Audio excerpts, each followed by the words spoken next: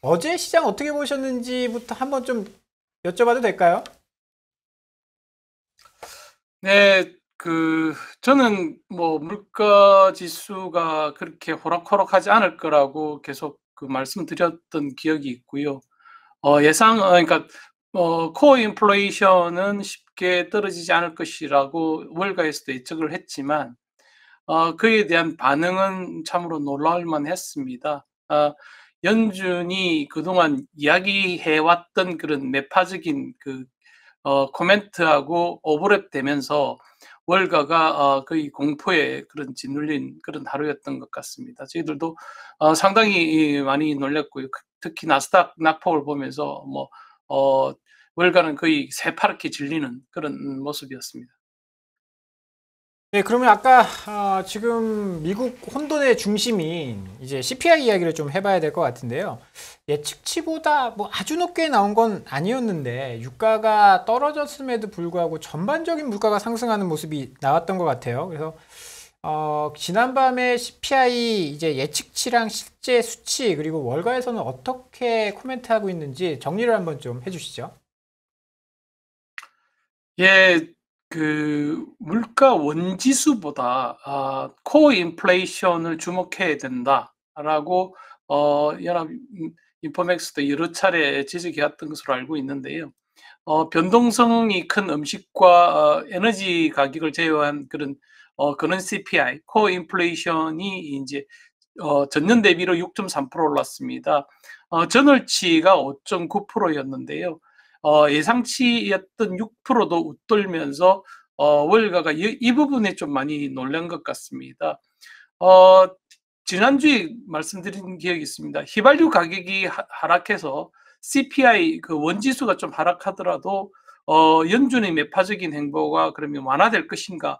라고 물어보는 게 올바른 질문일 것 같다라고 말씀드렸는데요. 지금 주거비를 중심으로 물가 상승세가 인플레이션 압력이 고착화될 우려가 상당합니다. 어, 당장 주거비가 전월 대비로 0.7% 올랐고요.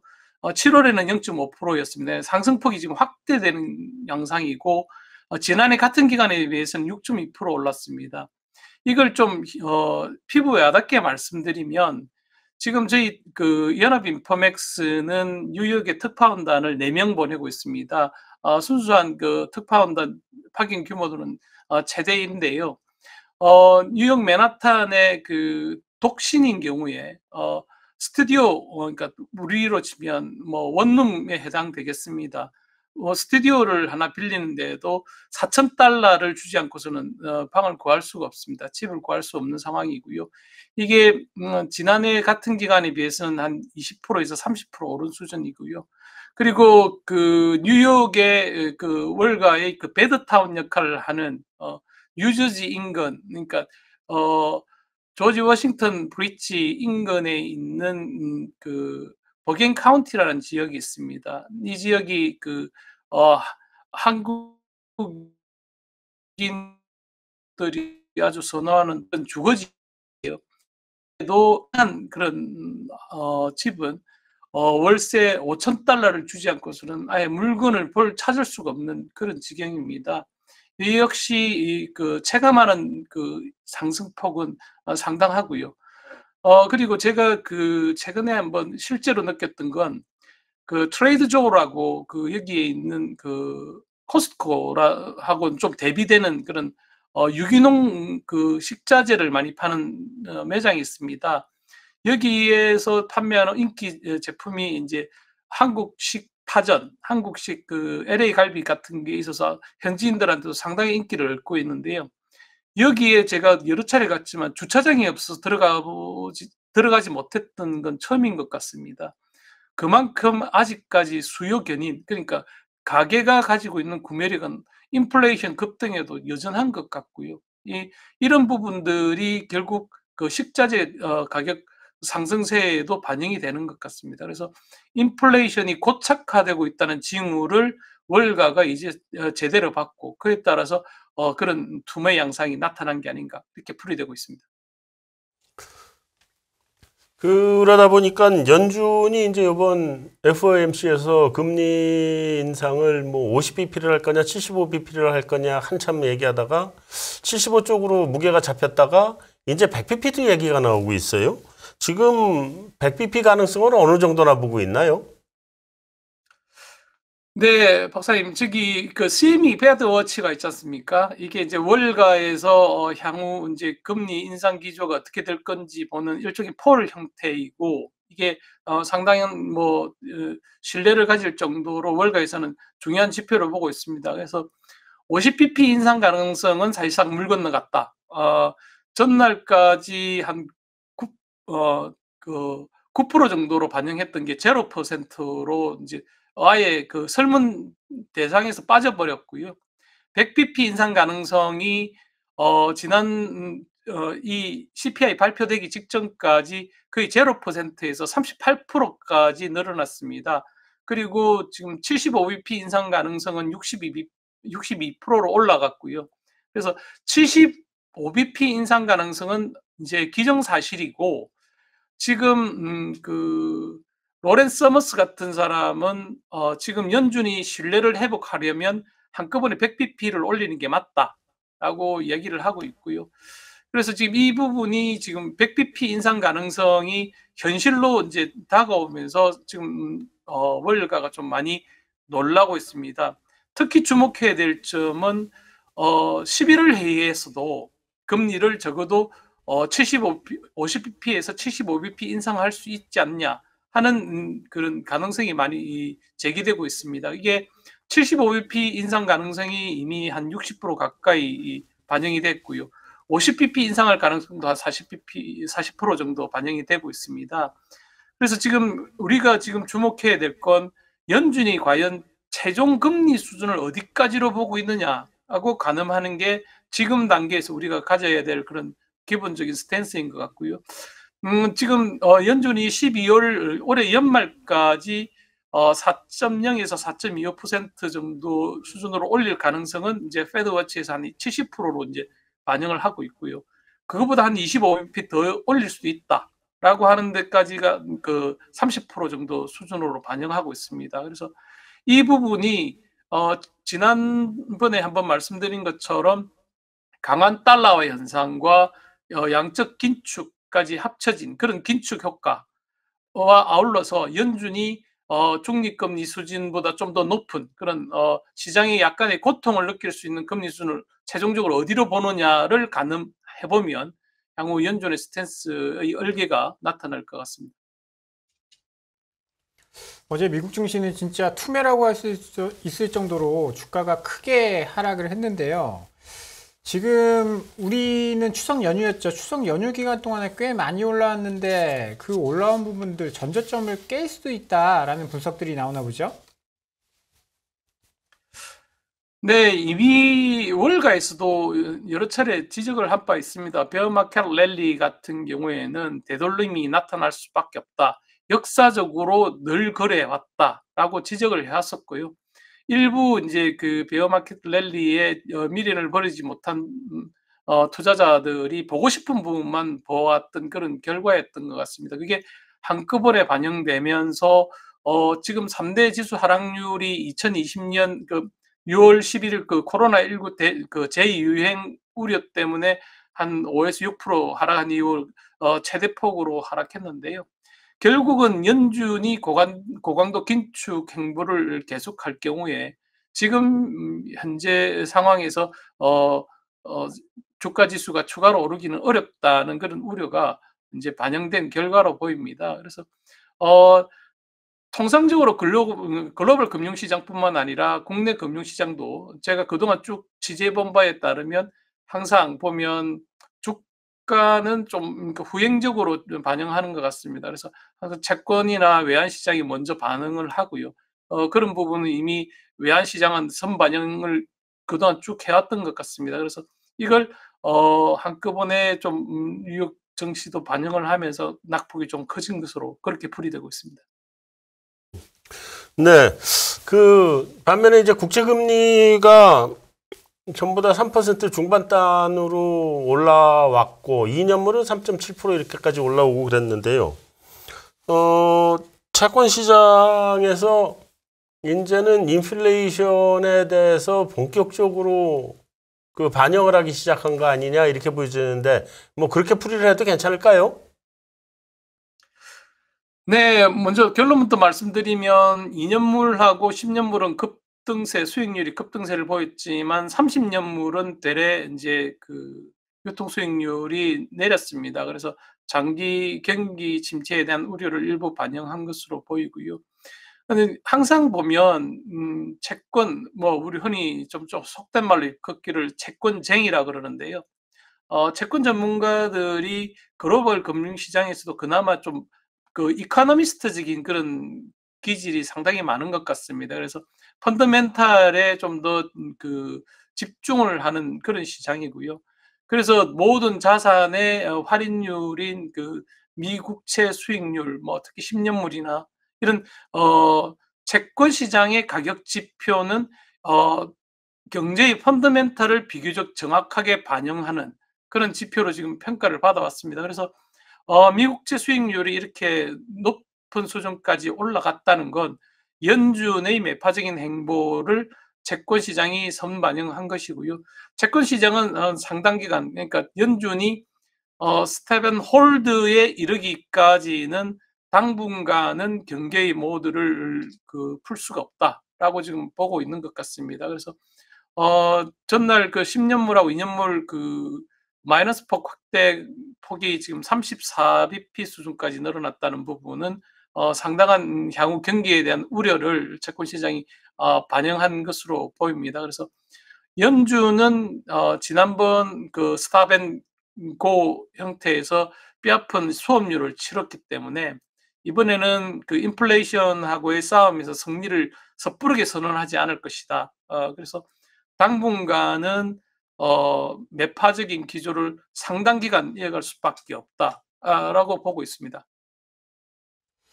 네, 그리고 이번 주는 연준 위원들이 발언을 할 수 없는 블랙아웃 기간에 들어갔습니다. FOMC를 앞두고 우리가 좀 지켜봐야 될 지표들이 어떤 게 있는지 정리를 좀 해주시죠.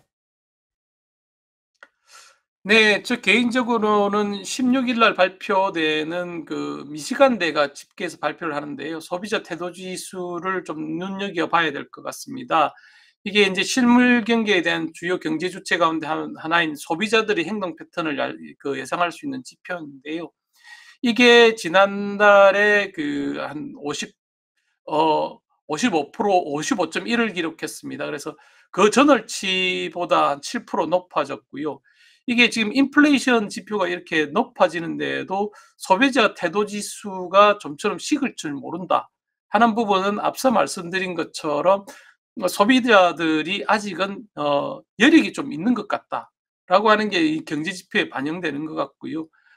지금 그 지난달에 발표됐던 그 소비자 기대 지수가 54.9였습니다. 그 전월치가 얼마였냐면 47.3이었습니다. 그래서 소비자들이 아직까지 경기에 대해서는 인플레이션이 급등하고 있지만 좀 버티고 있는 것 아니냐 하는 부분이 있습니다. 그래서 이 소비자 태도 지수를 바탕으로 나오는 기대 인플레이션 지표도 역시 주목해야 되는데요. 지난 8월에는 4.8%로 약간 낮아졌지만 그전에는 5.2%였고요. 이게 이제 그 향후 어떻게 영향을 미치는지 좀 지켜봐야 될 것 같고, 또 한 가지 좀 주목해야 될 게 미국 정부가 최근에 그 소득액 12만 5천 달러 부부 합산입니다. 미만의 소득자의 경우에는 1만 달러 이르는 학자금 대출을 탕감해 주기로 했습니다. 그리고 그 연방정부 장학금인 펠 그랜트를 받은 그 사람들은 대출금에 대해서 최대 2만 달러까지 채무를 면제해 주기로 했거든요. 이게 지금 파퓰리즘이라고 해서 공화당은 상당히 거세게 반발을 하고 있는데요. 이게 향후 인플레이션에 어떤 압력을 미칠지도 주목해야 될 것 같습니다. 미국 당국이 지금 그 발표한 바에 따르면 이 방안에 따라서 혜택을 받는 사람만 한 4,300만 명이 이를 것으로 보이고요. 그리고 학자금 대출 상환 부담에서 완전히 벗어나는 사람만 하더라도 2천만 명입니다. 그리고 이 탕감액이 한 90%는 7만 5천 달러 미만의 그런 소득층에 돌아갈 것으로 보여서요. 이 부분도 향후에 소비자들의 행동 패턴에 상당한 영향을 미칠 수 있고, 그리고 나아가서 일부 전문가들은 이게 인플레이션 압력을 강화하는 의외의 요인이 될 수도 있다라고 뭐 지적을 하고 있습니다. 이건 뭐 저희들이 생각해봐도 좀 일리가 있는 게, 그동안 뭐 우리나라 돈으로 1,000만 원, 2,000만 원이지만 빚을 갖고 있는 것과 이제 빚이 없다는 것은 소비자들의 행동 패턴에 상당한 영향을 미칠 수도 있을 것 같습니다. 네, 지금 달러가 연일 강세입니다. 근데 지난주에 보면 22가 좀 심하게 매파로 돌았고, 또 일본은행이 이제 그 시장에 개입도 좀 하고 그러면서 달러가 조금 주춤한 흐름이기도 하긴 한데, 이게 뭐 물가 나오는 거 보고 다시 달러가 또 강세로 돌아서고 뭐 왔다 갔다 해요. 근데 어쨌든 그 월가에서의 달러에 대한 전망은 어떻게 보고 있나요? 네, 뭐 앞에 저희들이 다 답을 했던 것 같습니다. 연준이 100bp 기준금리를 100bp 올릴 수도 있다라고 하는 전망이 제기되고 있는 게 그 외환시장에 고스란히 반영된 결과인 것으로 보입니다. ECB가 마지못해 75bp를 올렸지만 ECB는 그 미국보다 훨씬 더 큰 경기 침체 우려에 노출돼 있지 않습니까? 최근에 러시아와 우크라이나의 전쟁이 약간의 소강 상태를 보였고 국제 유가가 좀 주춤해지는 양상이지만, 아직까지 저희들이 절대 통제할 수 없는 겨울이라는 그런 대형 악재가 남아 있습니다. 겨울에도 과연 유로존이 러시아의 그 가스 공급 중단에 따른 충격을 이겨낼 수 있느냐, 그게 경기에 과연 어떤 영향을 미칠 수 있느냐 하는 부분도 반영이 되어 있는 것 같고요. 절대적인 수준으로 보더라도 ECB가 75bp를 인상했지만 연준은 이번 달에도 75bp는 물론이고 많으면 100bp까지도 전보 스텝을 보일 수 있다라고 하는 관측이 나오고 있습니다. 이게 이제 외환 시장에 고스란히 반영이 되고 있는 것 같고요. 제가 여기 들어오기 전에 잠깐 그 뉴욕 환시를 봤는데 지금은 좀 소강 상태입니다. 워낙에 그동안 강한 달러 현상으로 많이 달려온 탓에 좀 숨고르기를 하는 양상인데요. 일본 엔화에 대해서는 뭐 말할 여지가 없는 것 같습니다. 일본 국채인 JGB 10년물이 0.25% 수준에 묶여 있지 않습니까? 그리고 미국채 10년물은 전날에도 큰 폭으로 뛰었습니다. 그래서 10년물 스프레드가 300bp 이상 벌어졌고 이게 더 확대되고 있는 양상입니다. 그래서 단순한 돈의 값으로만 보더라도 달러화가 당분간은 강세를 보일 수밖에 없는 그런 환경이 조성되고 있는 것 같습니다. 네, 시청자 여러분께 양해 말씀 좀 드려야 될 것 같습니다. 현지 인터넷 연결 사정 때문에 화질이 좀 고르지 못한 점 양해를 부탁드리겠고요. 특파원님 마지막 질문이 될 것 같습니다. 자, 지난주 방송에서 월가가 엔화에서 피냄새를 맡고 있다라는 말씀을 하셨는데요. 최근에 특파원님 컬럼을 쓰셨어요. 일본의 경상수지 흑자 기조가 흔들리고 있고 무리한 YCC 정책이 엔화를 추가적인 약세로 만들 것이다. 이런 지적을 하셨는데요. 이와 관련해서 자세한 설명을 좀 부탁드리겠습니다. 네, 뭐 인포맥스 같은 경우에는 저희들이 그 주요 칼럼을 매주 작성을 하고 있습니다. 그래서 저도 젊은이지만 매주 뉴욕 금융시장에서 주목해야 될 쟁점들을 발굴해서 칼럼을 쓰고 있는데요. 지난주에는 달러엔 환율 급등을 좀 두려워해야 되는 이유에 대해서 데이터 디펜던트하게 좀 지켜봤습니다. 우선 달러엔이 얼마나 올랐는지 좀 절대 수준으로 말씀드리면요. 지난 올해 연초 1월 6일 날 저점을 기록했던 게 102엔대였습니다. 102.560엔이었는데 이게 그 최근 144.991까지 올랐지 않습니까? 이걸 단순 계산해 보면 41.6% 급등했는데 그만큼 엔화의 가치가 떨어졌다는 의미입니다. 이 엔화는 사실 그동안 안전통화로서의 지위가 상당히 강했습니다. 글로벌 금융 위기라든지 뭐 위기 상황이 닥칠 때마다 유럽을 중심으로는 스위스 프랑하가 강세를 보였고요. 아시아 지역을 중심으로는 엔화가 강세를 보여왔습니다. 그래서 위험한 때는 항상 엔화 자산을 취득하는 게 글로벌 금융시장의 일종의 불문율이었습니다. 근데 이게 지금 급등을 하면서 그 안전통화라서의 엔화의 지위는 이미 훼손된 것 같고요. 특히 주목해야 될 점은 지난 상반기에 상당히 가파른 속도로 그 절하됐던 일본 엔화의 가치에도 불구하고 한때 일본 주식회사라고 불렸던 일본의 그런 경상수지 그 흑자폭이 엄청난 수준으로 줄어들었습니다. 그래서 전년 동기 대비 한 63% 줄어들었고요. 이게 엔화 가치 급락과 함께 이제 에너지 수입 대국인 일본의 그 어려움이 반영된 결과인 것으로 보입니다. 특히 더 주목해야 될 게 있습니다. 일본은 이미 이제 그 무역 수지보다는 그 소득 수지로 경상수지 흑자 기조를 이어가는 그런 국가인데요. 2020년 기준으로 그 대순자산이 한 356조 엔에 이릅니다. 이게 지난 30년 동안 그 잃어버린 30년이라고 하면서 일본이 그 상당히 좀 어려움을 겪으면서도 그 일본 엔화가 안전통화로서 지위를 구축하는 데 가장 결정적인 역할을 했던 원동력인데요.